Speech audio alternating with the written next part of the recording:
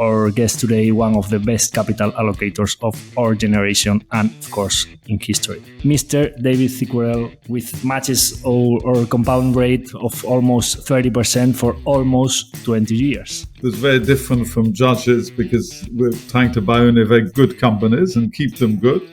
You have to understand there's three things which are key to this being a good sector, to doing a buy and build. One is enormous growth worldwide in university education, and this is going to carry on for many, many, many years. And the other one is the desire of everybody who does anything to optimize what they're doing. And of course, we make the instrument to measure a lot of stuff. So on average, you get 20% on your money.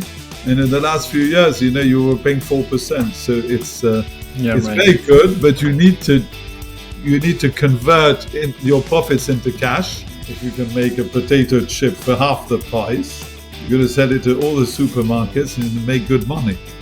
But niches is the thing. Get riches. I have no doubt about this. The value creation is best if you don't issue a lot of shares. And do this arbitrage. So it's a valid model, but it's not at all as powerful as buying with debt and repaying the debt. All the shareholders are equal, like we respect them all the same, but we have a soft touch in our heart for those who find us. Could you tell us 2 to 3 companies that you like, that would be interesting to be analyzed or you like to be investing in, apart from just scientific, of course? Tu dinero en acción, episodio 71.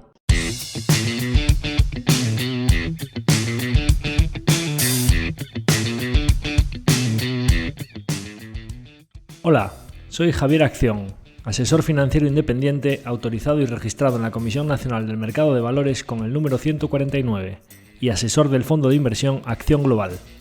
Te doy la bienvenida a Tu Dinero en Acción, tu podcast de inversión, donde hablaremos de manera sencilla y cercana de conceptos, métodos y alternativas para rentabilizar tus ahorros. Si te planteas sacarle partido a tus ahorros o quieres descubrir qué opciones te interesan más, te invito a quedarte para aprender sobre finanzas con un lenguaje directo y sin tecnicismos. Si tienes alguna pregunta, duda o sugerencia, puedes contactar con nosotros utilizando las distintas vías que encontrarás en nuestra página web www.accioninversiones.com.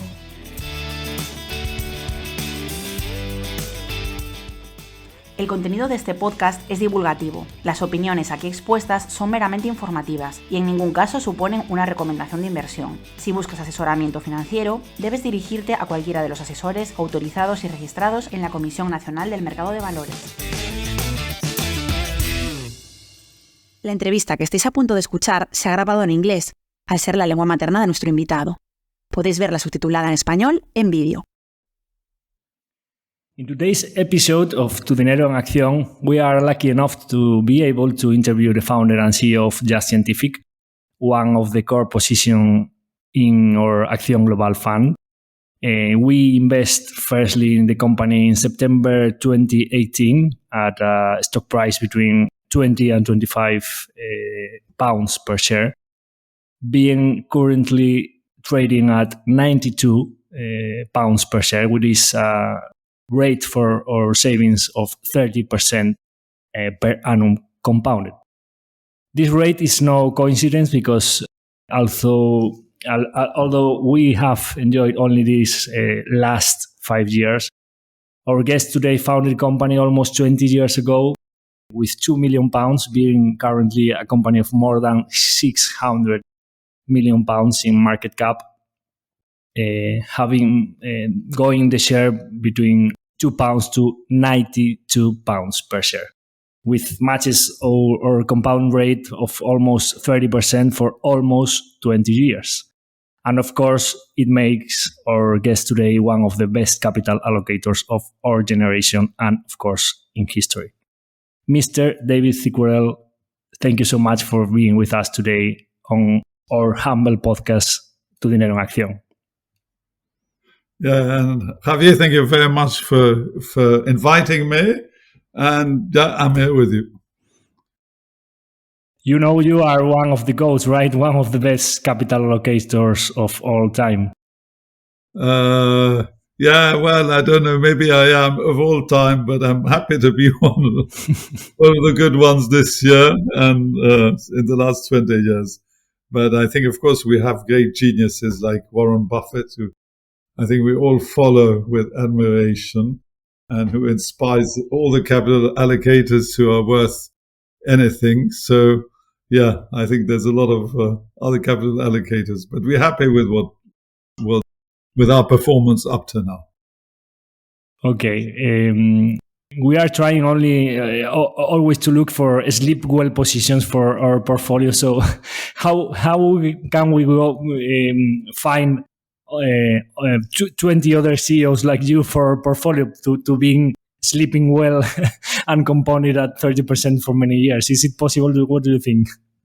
Yeah, well, cloning is a solution, but outside cloning, I think it's really, you need a bit of luck. You need to find them. And I'm sure, actually a lot of people find us doing screens and looking at the performance over a number of years.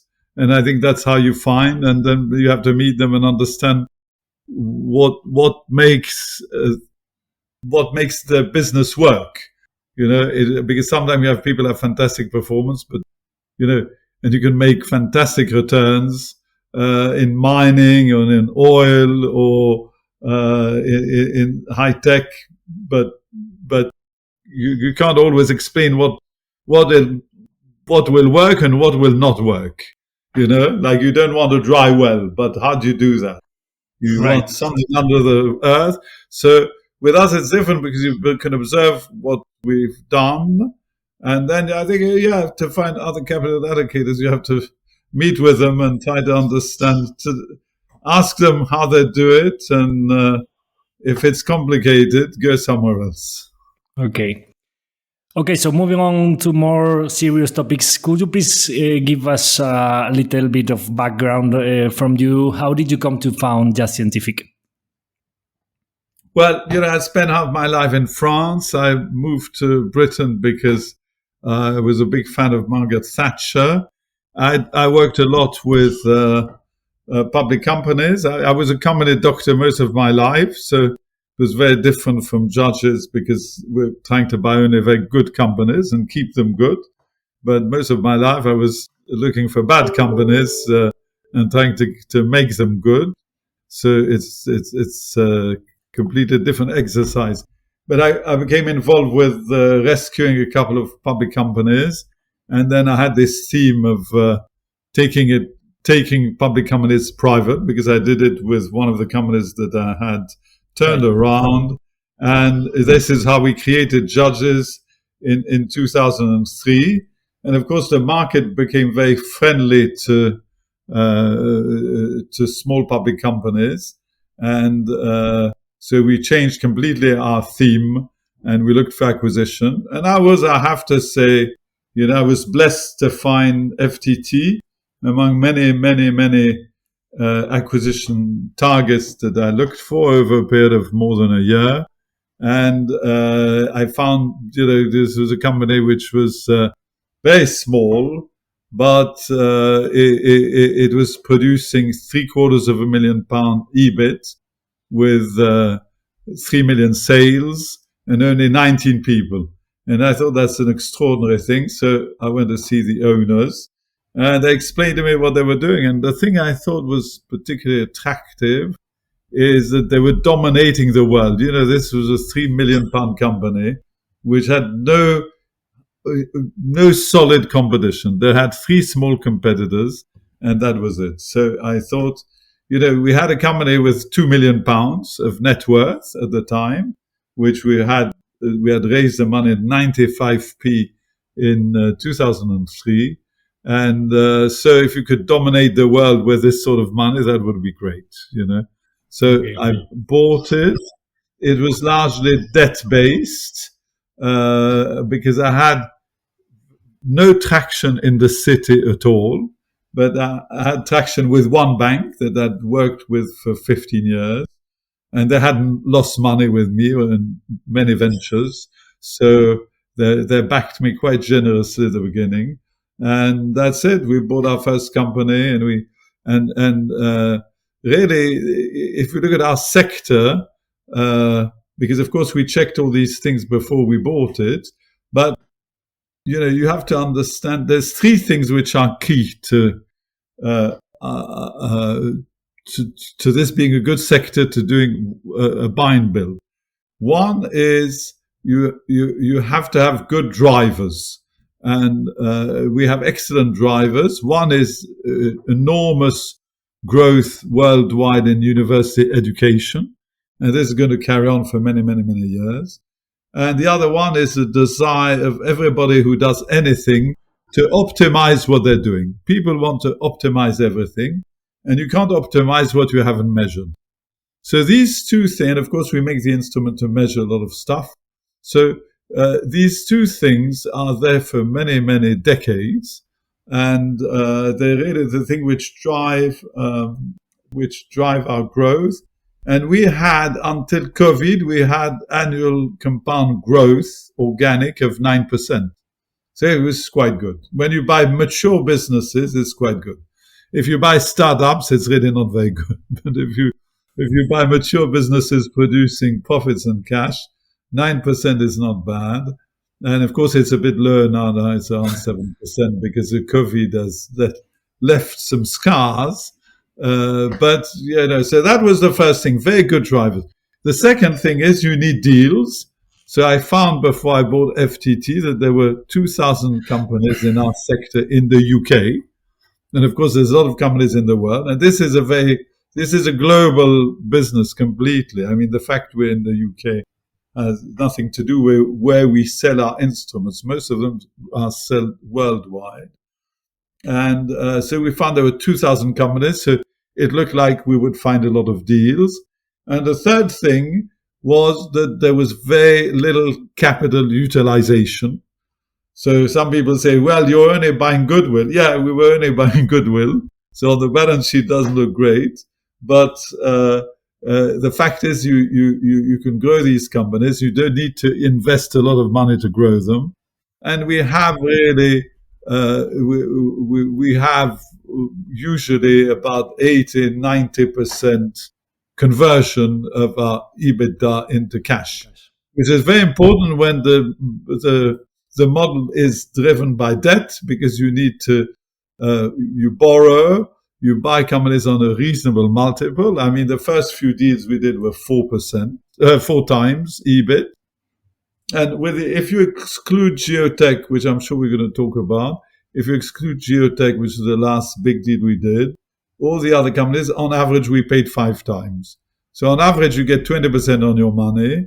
And in the last few years, you were paying 4%. So it's very good, but you need to convert your profits into cash. Otherwise, you have to issue shares. And the big secret is, don't issue a lot of shares. Shares are very precious. Later, we are going to talk about this kind of stuff, of course. 20% deployment of return for your capital plus organic growth plus the leverage is an outstanding return for savings. But going back to the basics, because we like in our podcast to build the house from the floor to the roof. So for those few listeners of our podcast who don't know yet your company, going to the basics, what does Just Scientific do? Explain us, give a short briefing of the business of the company, please. Yeah, the business is really large. There's a few exceptions, but the business is about scientific instruments. And scientific instrument doesn't mean medical instruments. So we don't do any medical instrument. There's none of our instruments need, for instance, to be authorized by the FDA, and we don't use our instrument on people. Okay, so the instruments are largely for scientific research. So it's researchers in university and research centers in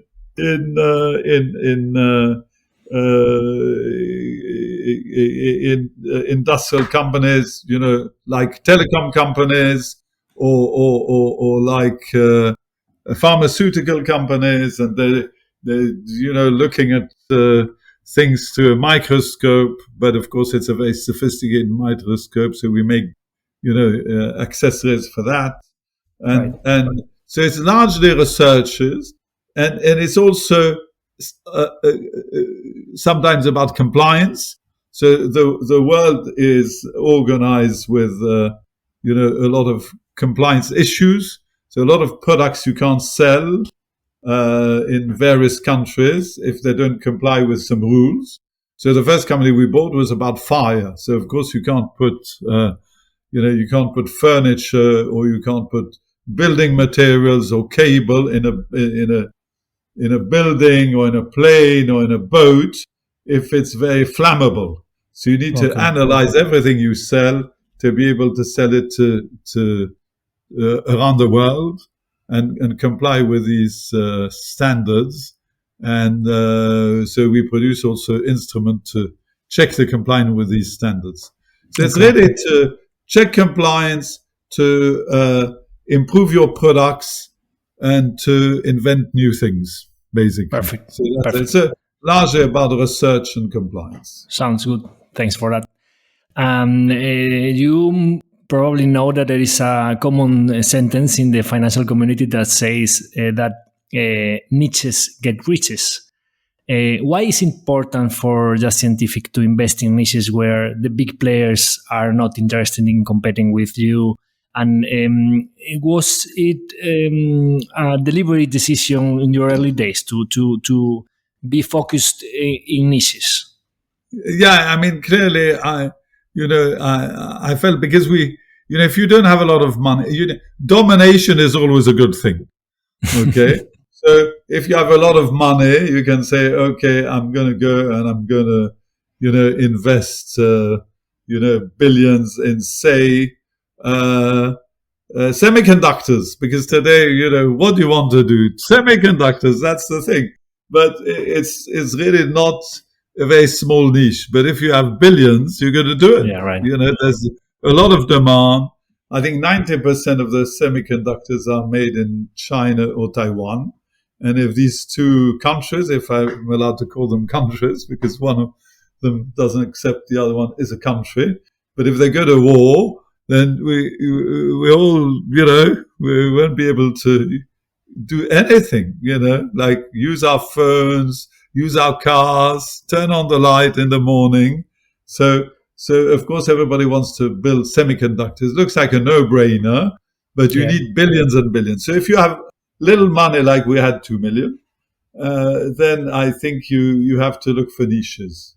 Yeah. Or then you have to have you have to do something better than other people, really. So, if you can make something which is not niche, but you have found a way to make it a lot cheaper, even if it's a product which is, available everywhere and thousands of companies sell it, this is fine. If you can make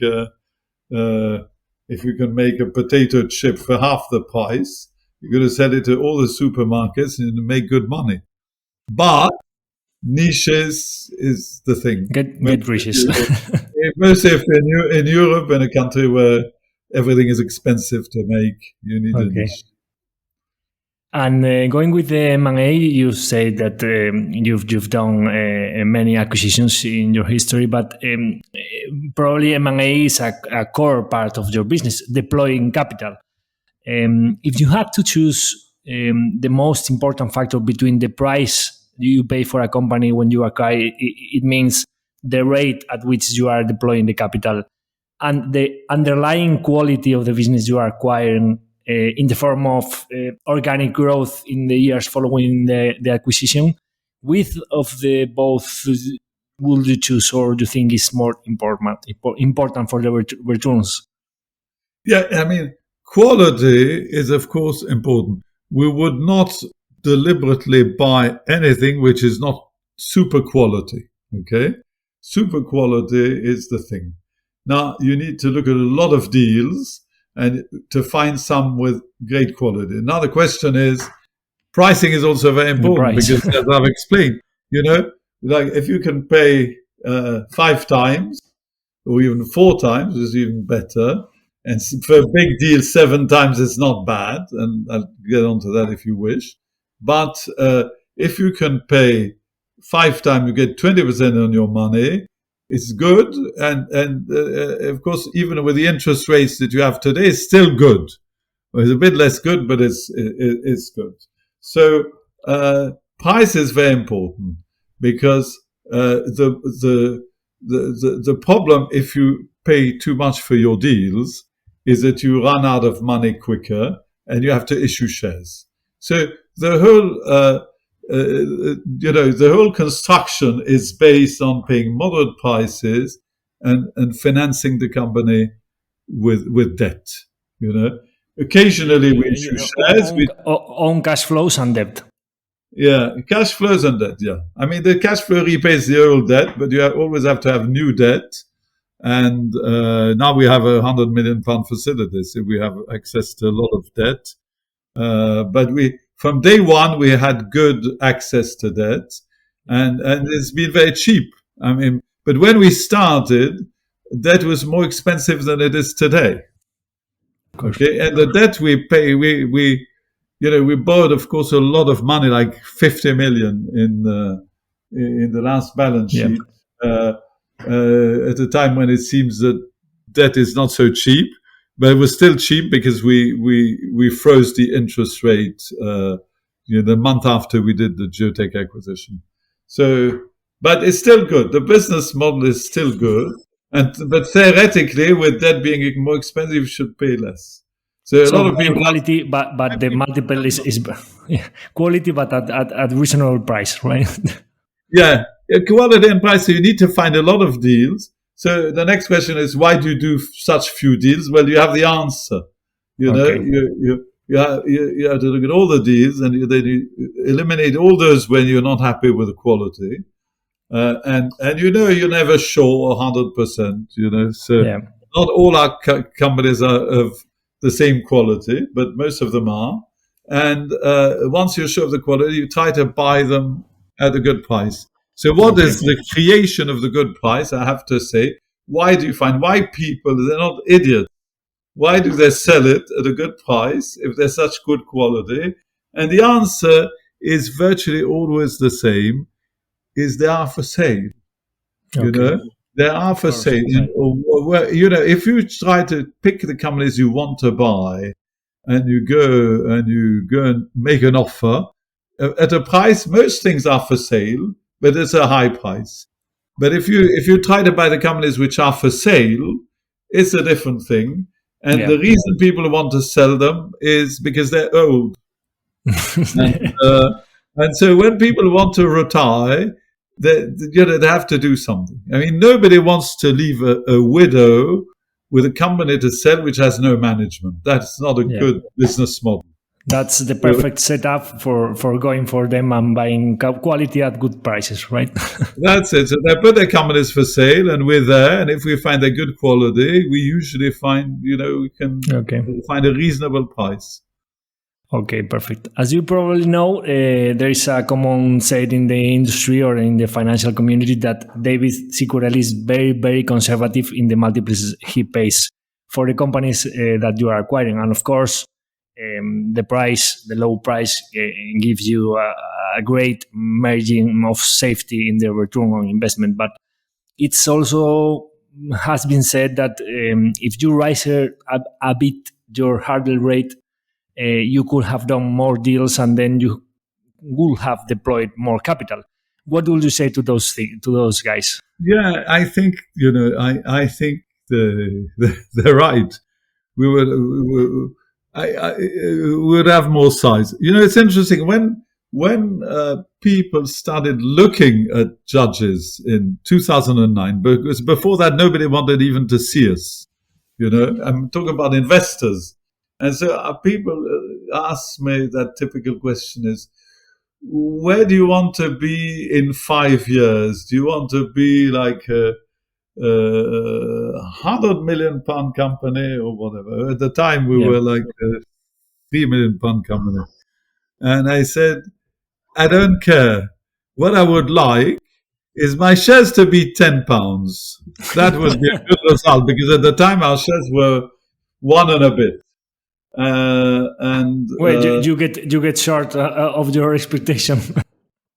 And eventually, 5 years later, I don't think we were at 100 million. I think we had sales of about 20 million, something like this. But our shares were £20. So we beat that target. So, we would go faster, undoubtedly, by being less disciplined with price. And we would, we would spend more of our cash. But, eventually, and we could be a £1 billion company, undoubtedly, because there's a lot of deals around. But then, of course, we would have issued a lot more shares. So that is really the question. So the real task that we have is to really spend the majority of the money we can spend on deals. That's what we call deal equity. Okay. So the bank will lend us 3 times EBIT. So if you knock off what you already, actually EBITDA, I don't know why they believe in EBITDA, but it's good for us, so we accept it. And if you knock off the debt you already have, that's basically your deal equity that you can spend on deals, and every deal brings its own new borrowing with it. So we don't want to spend all our deal equity because it's tied to EBITDA over the last 12 months. So if you have a bad period, you start breaching your covenants. So we want to be cautious. At this point, we're a bit more cautious because the world is not a happy place. So we want to be we've been a bit more cautious recently than we were before. But the challenge is to spend a good proportion of that deal equity. Okay. And there's a period where we have a lot, there's a period where we don't have a lot, but everybody can calculate it from our accounts. And for instance, in 2017, we didn't have any. So there was a period from 2017 where people were telling me, you should be a bit more aggressive in what you pay. And, I realized we realized we were not able to find enough deal, and that from time to time we need to do a big deal. Okay? If you do a big deal and you pay a bit more, then that's okay because it doesn't pollute the other deals that you were doing before. You see, if in the past for a company making 2 million, you pay 6 times and you start paying 7 times for it, people would always want 7 times. But if you buy something bigger that you haven't really been buying before, it's not so bad. So we thought that from time to time you do a big deal, and Geotek was one of these big deals. And then it uses a lot of deal equity, and that's what we want. But we could go much faster, and we could do every year a Geotek, maybe not at 7 times. I accept it was a good deal, but then we'd run out of money, and we'd issue shares, and the cost of shares is, as you said, is 30%. Okay. Later we will talk about dilution, but we have a common set here in Spain that said no puedes hacer una tortilla sin romper algunos huevos. That is that you cannot make a Spanish tortilla without breaking some eggs.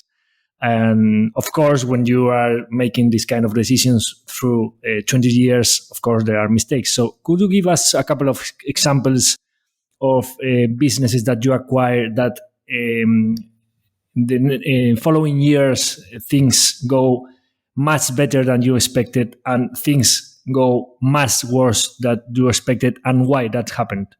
Look, I think I'm going to give you examples, only the ones which are good. But, one of the examples that we have is a company that we bought in 2009. It is called Quorum. And 2009, our shares were 60 pence. Okay, so we were just in the aftermath of the meltdown. And the company was making, was going to make something like 500,000. So we bought it on the basis of 500,000, including an earnout. And we paid 3 times. So we paid $1.5 million for that. And it makes, this is a company which makes, several times what we paid every year. Today. That's a company which is, I would say... A big success. A total star. If you look at, up to Geotek, we were producing something like 30% return on total invested capital. So that includes goodwill and all this accounting rubbish that people usually take off from their accounts. They don't have to produce a return on money that they've written off. It's a very comfortable thing to be in, but we don't believe in comfort. So we produce, typically a ROTIC of 30%. When you do a big deal like Geotek, it just, brings it down to 22 in that particular days. And you have to work hard to get it back to 30. But this is the sort of thing. So what I want to say is, if you look at Quorum, this is completely off the scale in terms of the ROTIC that it produced. Okay. But it was special circumstances. And because, nobody was buying anything at the time, Right. So we were able to pay 3 times. But look, we have a lot of fantastic companies, and we have some companies which are less than fantastic. And so I'm not naming them because they have competitors and you don't want to encourage your competitors. Okay. But they're not all great. But I have to say, first of all, it is very, very rare that we have any company in any year losing money. When I was saying, some companies can be difficult, they have difficult time. And I exclude COVID, but sometimes they have difficult times. But they're not all of the quality sometimes that we perceived. And some have, over a period of 18 years, the quality can actually sometimes deteriorate. So, for instance, we bought one company in very, very early stages of Judges, and it was very, very niche. And in the following years, we had more competition coming, first from Eastern Europe and then from China, and it became a bit less niche. So, at one point I was thinking, maybe we have to accept it's not what we bought, and do we want to keep it or we don't want to keep it? But, we hired a new MD, but the previous MD was very good, but, he was poached. And we hired a new MD, and we really, he's done a fantastic job. But really, I told him, look, this business is less niche than it was. So you really have to find, among the niche that was, there's some core niches, something really difficult. You have to do difficult stuff. You can't do things that are easy, but if you manage to concentrate on the difficult stuff, and then he's done that, and he's done everything perfectly. So even in the non-niche, he makes good money compared to what was made before. So there's a company which has deteriorated from what we bought. And we have one company that we feel, with hindsight, probably we wouldn't have bought, And so we're really trying to, it suffered a lot with COVID. And we need to keep working on it till it's good enough, and maybe one day we'll sell it. Okay. So not so many eggs you broke in 20 years. No, we didn't make a lot of eggs. That's fine. But we bought some eggs. There's an American university did a study. It says, what's the optimum rate of failure? And they came to the conclusion was 15%. You'd say 0%. Who wants 15%. To fail? No. Because if you have 0%, you're not trying hard enough. And if you have 30%, you are doing only easy things. Yeah, that's it. So you have, if you try hard enough, you're going to break some eggs.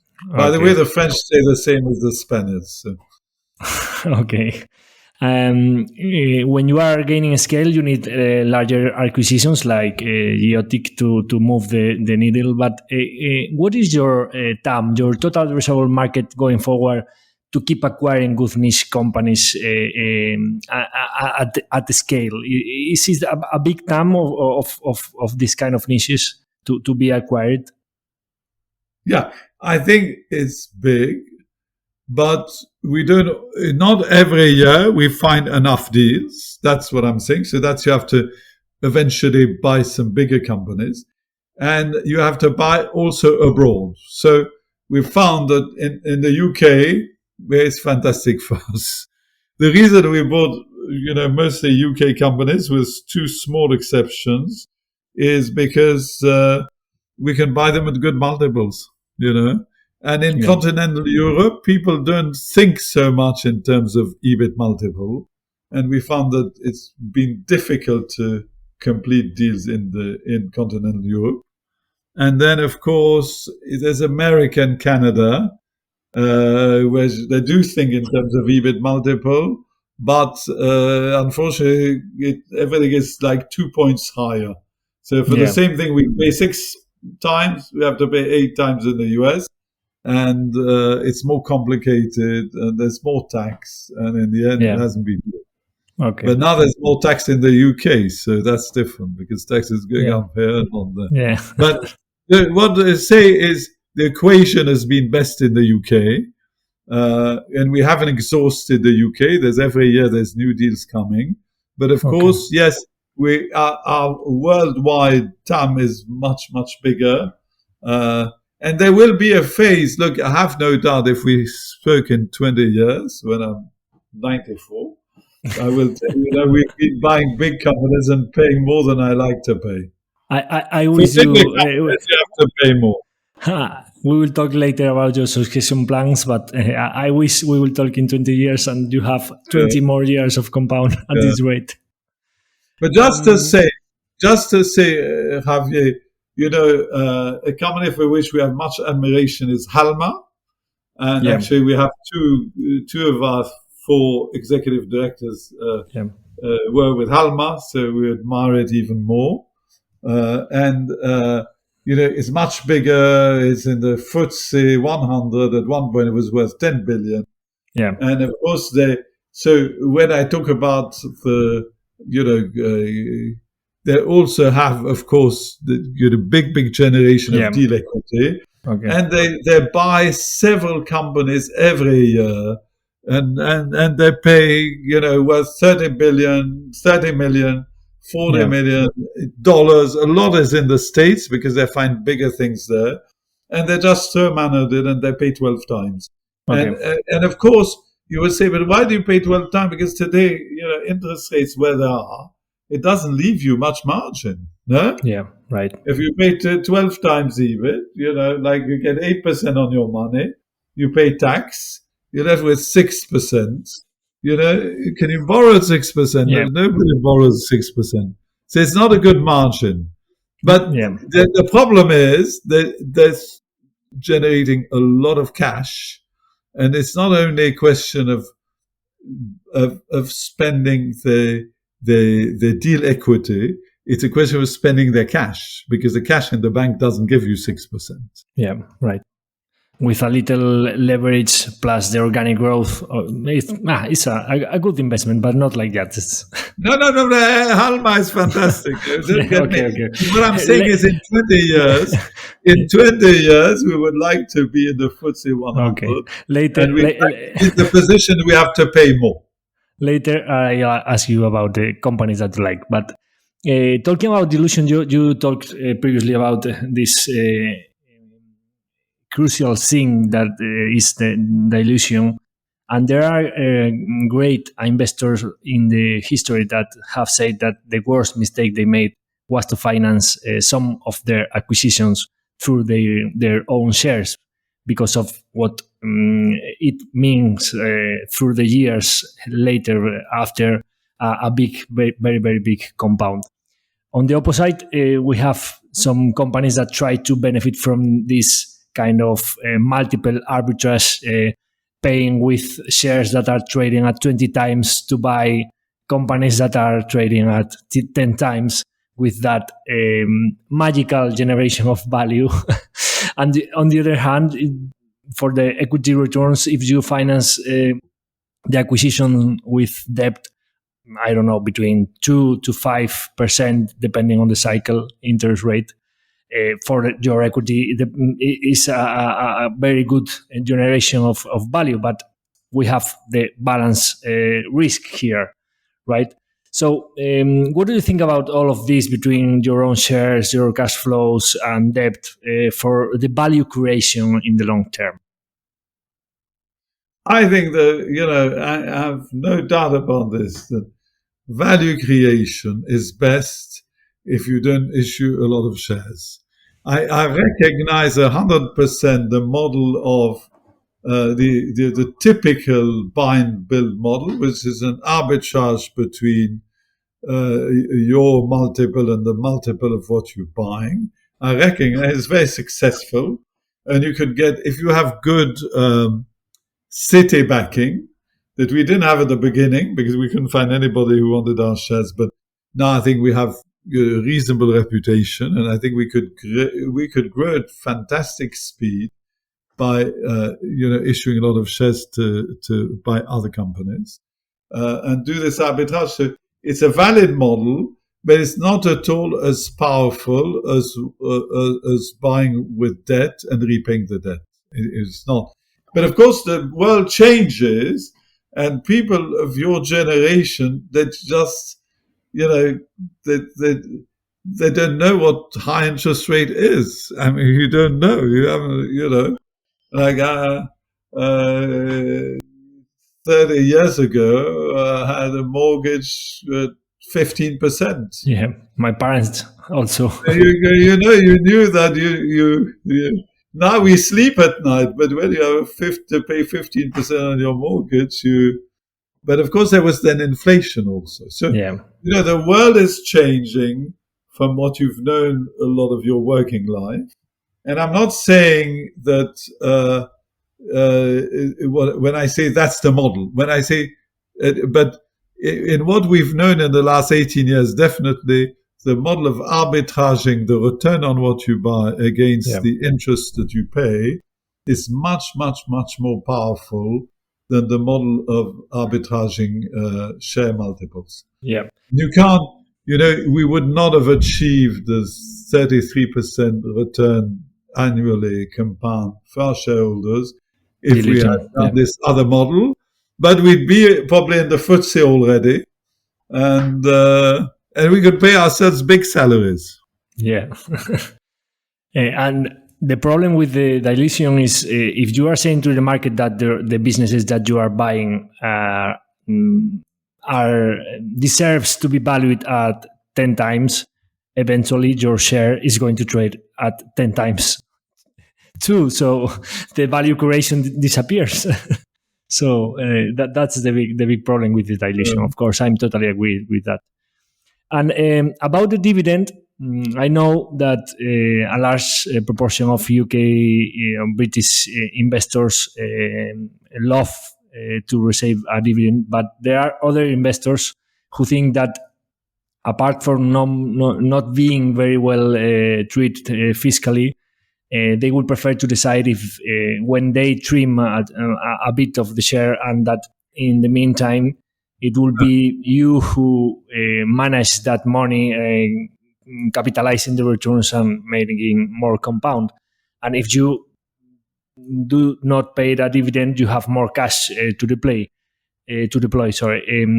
Without paying a dividend, what do you think between deploying more capital or giving the money to investors for his pockets? Yeah, I think it's a very difficult one. I have more debate on this than any other topic when I talk to shareholders, because my most favorite shareholders, who are big followers of Berkshire, they're always the one who says, why do you pay a dividend? It's not good capital allocation. Okay? So what I want to say is, the first thing I want to say is, a lot of people ask me, and what about share buyback? So for me, dividend versus share buyback is a very simple question. Is dividends are neutral in terms of pricing, like whether your shares are £2 or £300, it's the same. The dividend is the dividend. In terms of share buybacks, if you find your shares are really cheap, then you should buy them back rather than pay a dividend. And if you think your shares are expensive, it's not the case. I'm not saying our shares are, I'm not saying our shares are expensive, but you can't say they're cheap. Our shares are not cheap. I think there are reasons why they're not cheap. And of course. think it is the 33% return. Why do you sell them when you can, next year you've made 33%? So that doesn't come cheap. But, so this is why, in the early days where they were really cheap, we tried to buy some shares, but we didn't succeed. We didn't find any. Yeah, but the liquidity of stock is not very high, so the buybacks are not on the table here, I think, no? But a lot of people ask me, why do you do this? Because in America, they much prefer buybacks. But of course, there's a question of keeping the money and spending it. So, as I said, it's not like we can spend twice as much at the same return as what we have. And we're not, typically we're only distributing to shareholders maybe 20-25% maximum of our income. So it hasn't really interfered and it hasn't consumed our deal equity to an extent that it has prevented us to grow. Okay. But I have to say, my idea of dividend is this: we like long-term holders. You're starting to be a longish-term holder compared to a lot of others. Okay, this month we are 5 years old. That's it. Yeah, a little boy, but starting to grow. Okay, and I think not paying a dividend is not a fantastic way to keep long-term holders, because of course the markets go up and down. You can deliver performance, but there's times when the markets are poor. And, I saw our shareholders in 2009, I was talking about 2009, and some of them who had been there from the beginning, 95p, and the company was doing extremely well. And they had to sell the shares at 60p because the market was just so bad. So you're just making, you're really making the long-term holder. If you don't pay a dividend, you're making the long-term holder entirely dependent on the market. Right. And we're not so modest. We think we're doing well for our shareholders, but we're not saying we will always do well. Like anybody can have an accident. But the market can have also accidents. And if you don't pay dividend, then they're entirely in the hands of the market. So understood. This is something which was, and I have to say, when I was in business school, we had a very good finance teacher, and he was asking, what's the value of the shares? Everybody thought they were clever. He said, I know, you read it in the FT every day.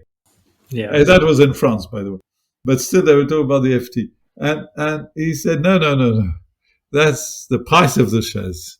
But the value is the compound value of all future dividends at a suitable interest rate. Tangible cash. That is it. That when you buy the shares, you buy the right to have all these future dividends. Yeah, of course. And if you discount them at that proper discount rate, that's your value. But of course, it's not true if you pay zero. You can't say. And the price is what anyone else is able to pay for this value. Exactly. But that is like, it doesn't depend on other people buying you out. And I thought this stayed with me always. You have a few things that you see when you're very young and you're starting with business, you remember them. And, I would say they're on the fingers of a hand. And that's one of the things I always remember. And I think, yes, if you have a cash generative business and you pay dividend, people never need to sell the shares. But I'm not saying they shouldn't sell the shares. And we think it's legitimate to take profits sometimes. But you're not relying on the market exclusively. So that's the debate. But look, we have the individual shareholders in England like a dividend. There are some funds which are tax driven. It's called they call VCTs. I don't know whether you're familiar with that, venture capital trusts. That if they invest and they keep the shares for a long time, they can never sell them because they would have to buy some companies which are more speculative because they need money. Yeah. And so really they're never selling them. We have a few VCTs who have never sold any shares. So you don't give them a dividend, what do they have? Yeah, of course. But I realized that in some areas and some stores, and of course the institutions don't pay tax on these dividends. So it's not good for everybody. And I have to be honest, it's me. I love paying a dividend. Is your a part of the salary? No, most of my income comes from the dividends. So okay. I think some people say, once I had a guy coming to the shareholders meeting, he said, I thought I'd never say that, but you're not paying yourselves enough, the board. So, okay. But the truth is, when whatever I make, which is from a dividend, nobody is ever unhappy with it because they're making the same. No? So I like to be on the side of shareholders. Okay. And talking about Geotek, that has been the largest acquisition in your history. In fact, you said that you deployed as much capital in this acquisition that in all the previous one in all history of just the scientific. So some investors might seem a little risky to concentrate so much capital in one acquisition. So how is it performing since you acquired it versus your expectations? Yeah, so I would say yes. I have to say, first of all, you're right. We spend as much as on all the others. Secondly, typically it would produce like half of what all the others are producing because we've had the others for a long time and with growth. Of course. And also because we paid more. So I've explained why we were looking for a big deal. I think the multiple for a deal of this size was really, very favorable to us because we thought for a deal of that size we'd have to pay more. And it's due, I think, to the circumstances of the deal and the fact that they'd put the company for sale before COVID and they had to pull the sale. They had a buyer and they had to pull the sale because of the uncertainty of COVID. And they could come back and speak to us on a very confidential fashion without taking the risk that, it wouldn't work. And then they failed twice. And the guy turned 70. Once you've decided you want to sell and you're a certain age, you really want to sell and you don't want to wait. I think if he'd gone through another process, he would have had a better multiple. But, he pocketed something like 60, 70 million and he's 70. Is it better to get another 10 million and you're 72 with all the risk? Well, the business has risk. So you wouldn't be richer, but he was taking more risk. Okay. So that is why we were lucky because, one of our directors knew their managing director very well from Oxford Institute. So I think on the figures, it was a good deal. It was an unusual deal, and I have to say it feels a bit more risky because of the size, because of the fact that it has something different from what we usually do, which is services. So that's a bit different because there's services is a different thing. And now we have an operation in the States, we have an operation in Brazil. So services tend to be a bit more localized than... it serves not the CapEx, but the OpEx of your clients, right? Yes. And so a third of the business is what we always do. A third of the business is services. And that includes a bit of rental because mining companies don't like CapEx.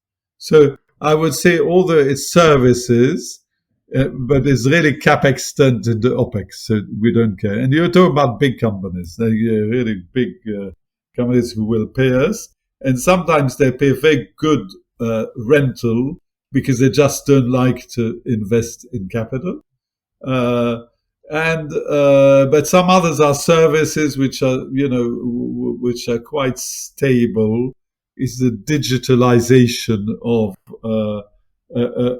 cores, and we think it's a fantastic thing that a lot of mining and oil companies should do, because of course if you have a good understanding of the soil where you've been taking some samples, it helps you a lot if you want to dig again or drill again. So the analysis of that information is absolutely critical, because getting these scores is extremely expensive. Okay. You really want to squeeze a maximum of information from that. So that is very good, and it's quite a steady business. And then you have what we call coring, which is really about understanding gas hydrates. I won't get into big development on all that, but it's an enormous quantity of energy is stored under gas hydrates, which is a combination of methane and water under certain condition of pressures. And analyzing these cores is very difficult, but we have the device which enables you to extract these cores and analyze them as still gas hydrates without them being destroyed when they come outside.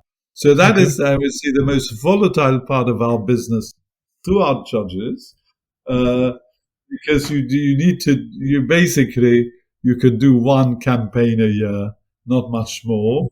And they've had campaigns every year except COVID, but may happen that we don't have one. Okay.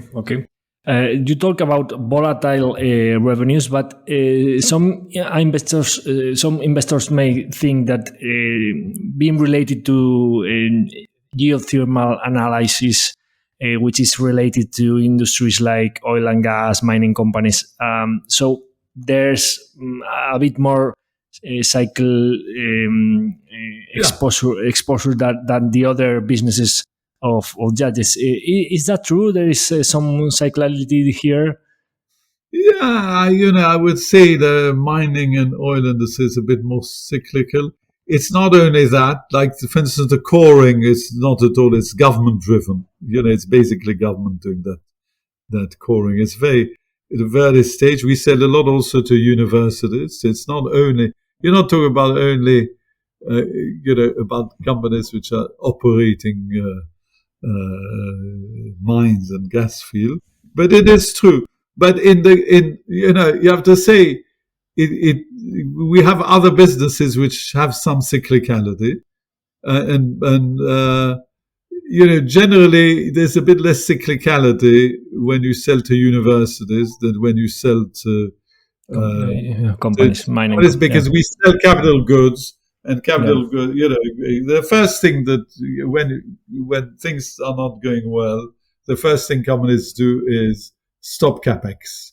That's in big multinational groups. That's what it is. You stop capex, and so we sell capital goods. But of course, there's also different ups and downs in universities and research labs because of budgets, and we've suffered that since 2008, so most of our life. And then after COVID, it's going to be the same because governments spend too much. Or when they spend a lot, they were saving lives. I'm not saying they shouldn't have spent it, but they spend a lot. The thing which they did wrong is I think that they didn't say, look, guys, we're paying you to stay at home 80% of your salary, and you can stay at home and have barbecues and do your lawns. Very good. I mean, they were right. It saves many lives. They were right to do it. What wasn't right is to say, by the way, this is not our money because governments don't have money. This is your money, and we'll have to pay it back one day. Yeah. And now I think a lot of governments are just falling over. Right wing, left wing, it has nothing to do with it. It's because because none of them was honest enough to say, we're giving you your money in advance, and it's money you won't have later. Yep. And so these enormous deficits that people are just wondering today, how do you stop them growing rather than, national debts rather than paying it back? And this is something which over the next few years will have impact on research spending. Okay. And during these 20 years, you have gone through many cycles, and here we are. So that's a normal part of the business. So, and a nice part of our business is that, of course, we're very international, and you don't have these cycles are not they're not correlated. So at some point, you'd have stimulus in the US.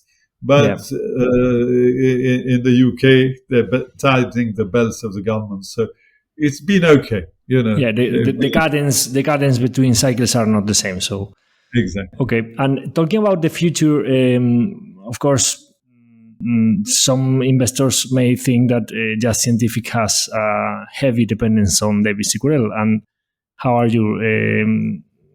23, 73 years old are you right now? I'm 74 now. 74. So how are you feeling, David? Well, how are you feeling, David? Are you with energy and decide to go on for a few years more? Yeah. Look, I have to say that I'm enjoying. We have a bigger team, and so an excellent team, I have to say. So, I feel, definitely less the pressure. And, when we didn't have a CEO, I was traveling the whole time to visit everybody. Now he does it. And now, of course, we have Tim Prestige, who, also does it. They've shared the portfolio between themselves. And of course, life has changed also a little bit since COVID, because before COVID, everybody used to go to the office, every day. And the first 11 years of Judges, I was traveling to East Grinstead, which is an hour and a half away. And I was doing that every day. And I thought, God forbid, you don't go to work. What's this? What people have in mind? And I think now, you realize it was not necessary. So I have a bit of an easier life than I had. Like, for instance, today I'm not in the office. Okay. And I spend more time abroad, like in the south of France, and working but being relaxed, so you can go. Yeah. So and I do. So I'm very pleased. Perfect. And I think I think the question is not whether I'm pleased or not, because everybody at my age is more vulnerable. But I think we have a really good team. And I think it's very good that we just introduced Tim, who's only 51. Yeah. And who is, I think he's going to be a fantastic recruit. And he's been there 6 months. And I think it's good. We have a good team, and there's enough there for succession if I can't work, Okay. So, and it gives me the peace of mind that I can carry on working. That's the problem. Otherwise, so I'm happy for the minute. That's very, very good to hear. So you have a succession plan with this kind of profiles from Halma. So we are in good hands for the future with these compounding profiles from very good companies, right? Yeah, I think we have. Like if I became suddenly unable to work, the board would have the responsibility of defining a successor, but it would not be an urgent thing. You understand? Yeah. But they may decide that they want to look outside also. I don't know. But if they don't decide, I think we have everything we need. We have a team which is quite capable of doing the job. So okay. And they learn from you about what multiples can they pay and what are the quality businesses to go for. Yeah, they learn. They also learn from the early years of Halma. Yeah, of course. Good, because Halma was not always paying. Halma didn't become Halma by paying high prices. Yeah. Very good compounding school, right? Yeah. Okay. So finally, we have a question here in our podcast that we call the Tu Dinero en Acción question, that because due to many of our listeners are investors who like to research companies and doing their own analysis of the listed companies, could you tell us 2 to 3 companies that you like that would be interesting to be analyzed or you like to be investing in, apart from just scientific, of course? Yeah, I don't invest in a lot of companies because I don't like to sell shares, but I've sold shares twice. And of course, you want to have a bit of cash, and you want, I don't want my family to suffer if suddenly I go down the tube. But look, I have some Berkshire shares. It's not very original. And there's proverbial companies, of course, like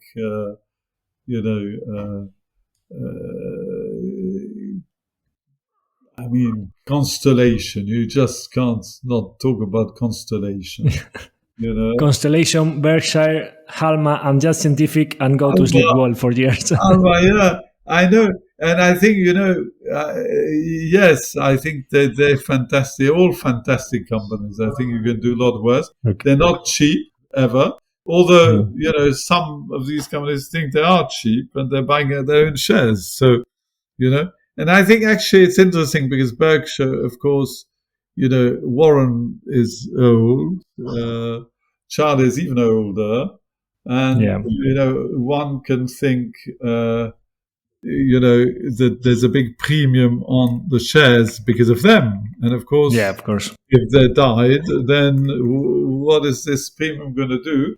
But of course, they don't share that view because they're buying their own shares. So they feel they're cheap. And I think that if Warren came to be incapable of working, I think the company would the shares would go down, but people would, they'd buy more shares. I respect his judgment that the shares are cheap. So I think it's still one of my top tips. Yeah.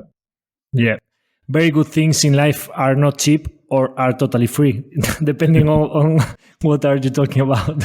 And we like so much to see you at the Charlie Munger age still compounding for us. I would settle for 99.5. Yes. Okay. Thank you so much, David. So that's all from us. We hope you found the interview interesting, and I reiterate my thanks to David for agreeing with us for this recorded interview for our humble podcast. I give the floor for free for David to give us his last words before my last goodbye, and speak about you want, David. And I don't know. And first, thank you for having me. It's very nice. And second, I wish I could have conducted the interview in Spanish. I've learned a lot of Spanish. No problem. We'll introduce some subtitles. Don't worry at all. Yeah, I learned a lot of Spanish from my South American wife, but not enough to conduct an interview. And I would say thank you for your attention. And I would say just the one thing I want to say is that we have 2 types of shareholders. We have the shareholders that we go and find, because we have brokers, and brokers approach, a number of, institutions the whole time to try to get them interested in our shares. And there are the people who find us. And I have to say that, all the shareholders are equal, like we respect them all the same, but we have a soft touch in our heart for those who find us. Okay, thank you so much for that. Excellent. Thank you all. See you next week, and thank you so much for your attention during this hour of interview with David Cicurel that I think have been very, very interesting. Thank you so much. See you next week. Bye.